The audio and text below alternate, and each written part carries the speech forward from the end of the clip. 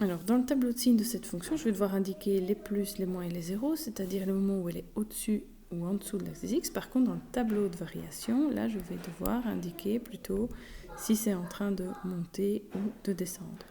Donc, dans le tableau de signes, je vais indiquer les racines et les bornes de ma fonction. Ici, je vois qu'elle commence en moins 5, 1 sur y, et elle se termine en 6 sur x, 0 sur y, et le point est rouge, donc je le mets entre parenthèses. C'est donc la même chose pour le tableau de variation, moins 5, 1 et 6, 0.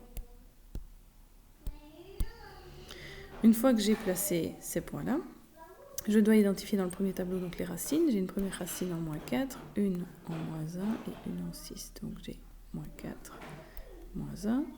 Alors que dans le tableau de variation, je dois identifier les minimums et les maximums. Les valeurs de x pour lesquelles j'ai des minimums et des maximums. Donc j'ai un premier minimum ici en moins 3. Puis j'atteins un maximum quand x vaut 2, un minimum de nouveau quand x vaut 3, et puis je suis en 4,5. Dans le tableau de signes, pour les valeurs que j'ai identifiées, les racines, c'est d'office des 0. Alors que dans un tableau de variation, je dois mettre les coordonnées du min ou du max. Donc le premier minimum ici, il est en moins 3, moins 1. Le maximum, il est en 2, 3. Le minimum suivant, il est en 3, 1. Et le dernier est en 4,5, 4,5.